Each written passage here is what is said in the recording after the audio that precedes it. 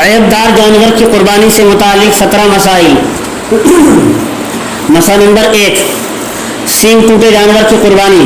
جس جانور کے سینگ کا کچھ حصہ اوپر سے ٹوٹ گیا ہو یا اس کا خول اتر گیا ہو تو اس کی قربانی درست ہے، لیکن اگر سینگ ٹوٹنے کا اثر دماغ تک پہنچ گیا ہو، دماغ کی ہڈی میں سوراخ ہو گیا ہو تو اس کی قربانی درست نہ ہوگی۔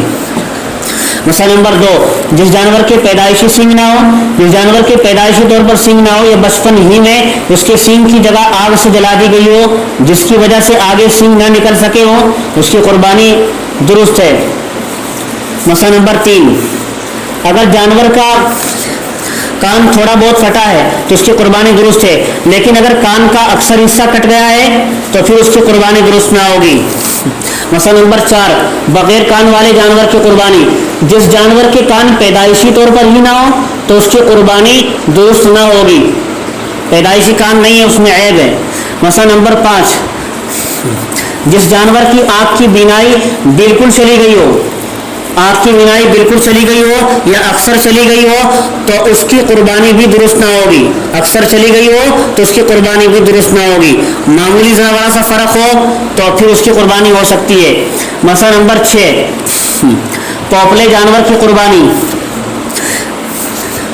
جس جانور کے دانت بالکل نہ ہو یا اکثر ٹوٹ چکے ہوں، زیادہ ٹوٹ چکے ہوں تو اس کی قربانی درست نہیں ہے۔ جس جانور کے 2-4 دانت ٹوٹے ہوں کہ اسے چارہ کھانے میں زیادہ دشواری نہ ہوتی ہو تو اس کی قربانی میں کچھ حرج نہیں۔ مسئلہ نمبر 7، زبان کٹا ہوا جانور جو چرنے پر قادر نہ ہو۔ یاد رکھو، زبان کٹا ہوا جانور جو چرنے پر قادر نہ ہو اس کی قربانی جائز نہیں ہے۔ مسئلہ نمبر 8، اگر دم کا پوچھ کا اکثر حصہ کٹا ہو تو ایسے جانور کی قربانی جائز نہیں ہے۔ اگر معمولی سا حصہ کٹ گیا ہے، کٹا ہوا ہے تو اس کی قربانی درست ہے۔ بغیر دم والے جانور کی قربانی، جس جانور کی پیدائشی طور پر ہی دم نہ ہو تو امام ابو حنیفہ رحمۃ اللہ علیہ کے نزدیک تو اس کی قربانی درست ہے، جبکہ امام محمد کے نزدیک اس کی قربانی جائز نہیں ہے۔ اس لیے احتیاط اسی میں ہے کہ ایسے جانور کی قربانی نہ کی جائے۔ مسئلہ نمبر 9، جو جانور بالکل لنگڑا ہو یا اس قدر لنگڑا ہو کہ 3 پاؤں زمین پر رکھتا ہو اور چوتھا پاؤں زمین پر رکھ ہی نہ سکتا ہو تو اس کی قربانی درست نہیں ہے۔ اور اگر چوتھا پاؤں زمین پر ٹیک کر لنگڑا کر چل سکتا ہو، زمین پر ٹیک تو لیتا ہو لیکن لنگڑا کر چلتا ہو تو اس کی قربانی درست ہے۔ مسئلہ نمبر 10،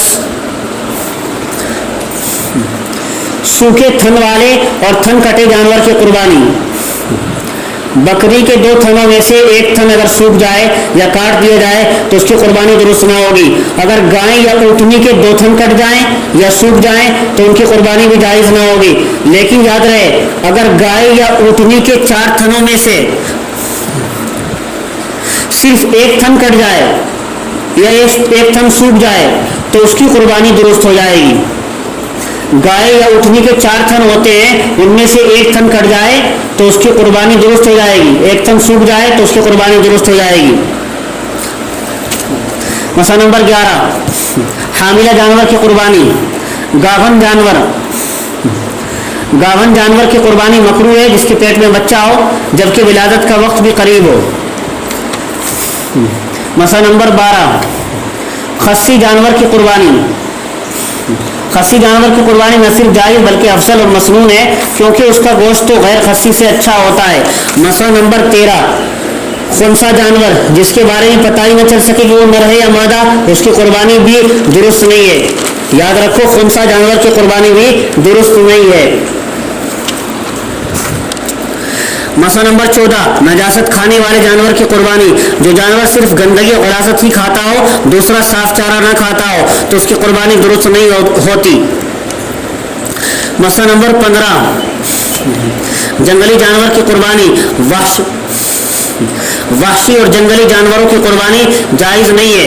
جو صرف جنگل میں ہی رہتے ہیں ایسے وحشی اور جنگلی جانوروں کی قربانی جائز نہیں ہے بلکہ پالتو جانوروں کی قربانی جائز ہے۔